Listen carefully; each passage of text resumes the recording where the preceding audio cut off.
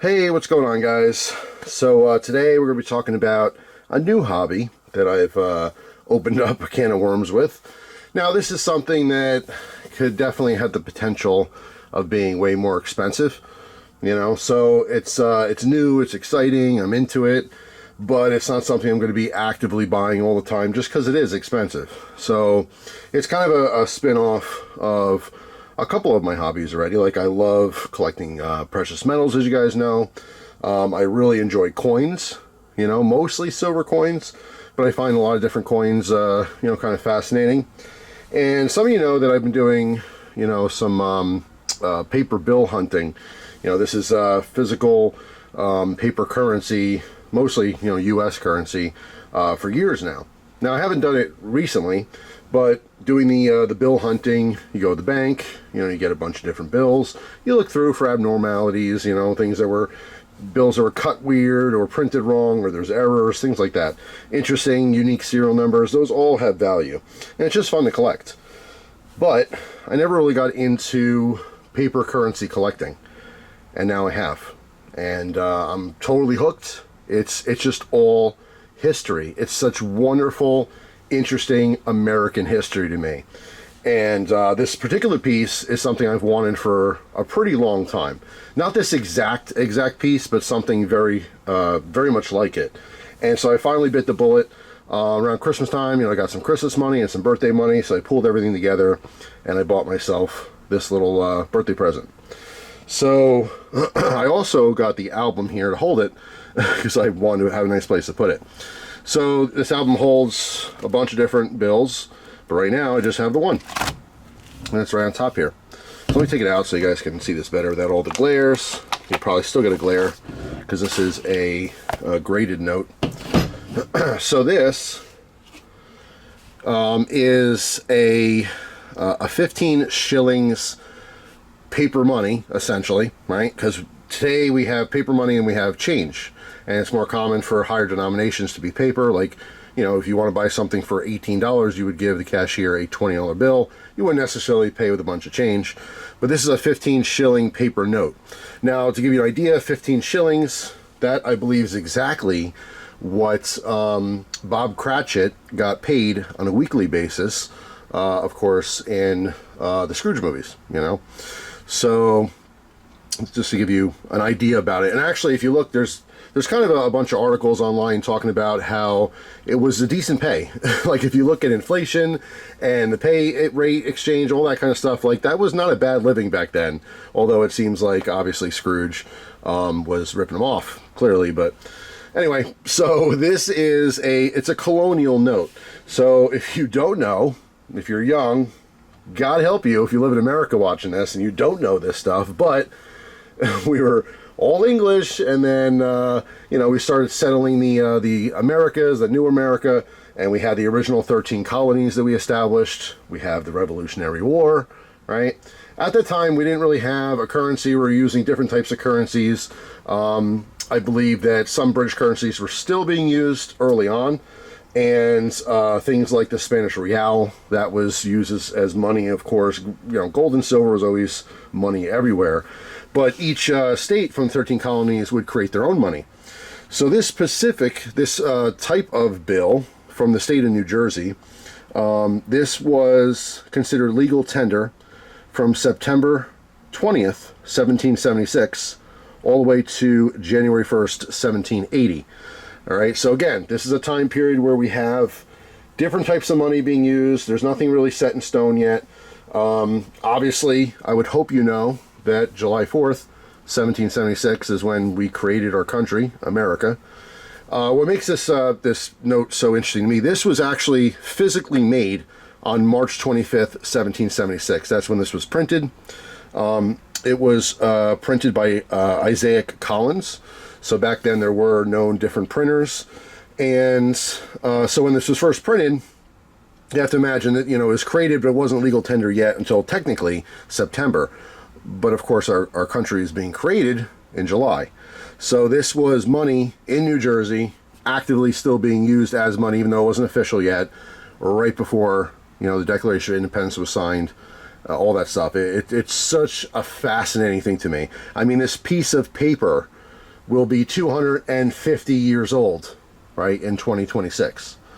That is amazing. That is just, it's amazing that it's just lasted this long. This happens to have a pretty decent grade. This was obviously graded by PMG, all right, which is Paper Money Guarantee. One of the top graders, you know, besides PCGS. But for a lot of paper currency, this is the company. This is the company you trust. So not only does it verify this is real, but they also give it a grade, which determines its value. 55 is almost uncirculated. They do have notes on the back for stains, so obviously it does have, you know, some stains on it. It is quite old. And then also this is kind of miscut, so it might be hard to tell here, but it's not, you know, a perfect cut. There's a little bit of a jagged portion here that's on both sides. The fact that it was folded at some point, you know, there's a crease down the middle here as well. All those things contribute to its condition. But wow, what a piece of history. This was signed by 3 different people: Robert Smith, Jonathan Deere, D-E-A-R-E, and John Smith. And what's fascinating to me is, you know, if you don't know, I'm from New Jersey. I lived half of my life in New Jersey, and then I moved to Pennsylvania, and I'm currently living the other half of my life. Well, I mean, I'm not done yet, I hope. So the part that, you know, the fact it's from New Jersey, that's kind of special to me. But looking at my lineage, my family history, it all dates back to the original English settlers in the 13 colonies. I don't know if they all specifically went to New Jersey or not, but growing up in Jersey, having a lot of family in New Jersey, it very well may be possible that either Robert Smith or John Smith is a relative of mine.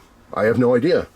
I don't think I have the time or I mean, I have the interest, but I don't really have the time to kind of, you know, get into that rabbit hole of stuff. I mean, people who do heritage stuff, family tree stuff, that can take an immense amount of time. And money in some cases to get all that information, but it's cool. It's fascinating to me. But yeah, that's what this is. So on the front, it says 15 shillings. This happens to be a low serial number as well. This is number 34. So it's a 34th one made. And I want to say at this time, there was something like, I don't know, $10,000 that was supposed to be made and blah, blah, blah. But again, things have changed. And then of course, eventually we made our own currency here. Now the back is pretty cool too. This is interesting as well to me. This leaf, a lot of these currencies, these colonial currencies, have different types of natural things like leaves on them. And the reason they did that, and there's a term for it which I don't quite remember, like natural castings or something, or natural printings. But what they would do is they would take a real leaf, and they would use that leaf, and they would cast their plates, their printing plates with the leaf. And the idea at the time was this would be a good anti-counterfeit measurement. I want to say Benjamin Franklin came up with this, but don't quote me on that. But, you know, because I've been reading a lot about this stuff lately, and it's a little bit of a blur, some of it. But the idea is that, you know, a leaf in nature has so many different unique veins in the leaf that it would be hard to counterfeit it perfectly. So if someone were to copy the bills, there are certain parts of the leaf you can look at and maybe say, okay, well, that's not right, so this one's a counterfeit. And yes, back then, they still counterfeited bills. In fact, the coolest part of this, I think, let me zoom in on this guy, all right, is on top it says 15 shillings. Underneath it, it says to counterfeit is death. And as we know, they didn't mess around. You know what I mean? You're counterfeiting money. They drug you right out into the street. They either hung you or quartered you or whatever they wanted to do. You know, that's just what it was. The bottom here, you see Burlington, New Jersey. That's where it was printed, again by Isaac Collins in 1776. So while we're close up, let's take a look at the front here. Super cool. Again, using the red and black ink was also supposed to help with counterfeiting measures. Now you have to have 2 different inks, so it made it even more complicated to replicate. Of course, all the fancy scroll work, all the borders, all this stuff was purposely done to make it hard to replicate. So, let's see if I can read this through the screen here. It says 15 shillings on top, number 34. And of course, the number 34 and the signatures are hand done. This bill of 15 shillings proclamation is entitled by law of the colony of New Jersey, passed in the 14th year of the reign of His Majesty King George III, dated March 25th, 1776, 15 shillings. So anyway, I just wanted to share this with you guys. I thought it was super, super cool. You would think something like this would cost, you know, $10,000, right? It's crazy. How many of these can even exist? Well, more than you know, but or more than you would imagine, I would say.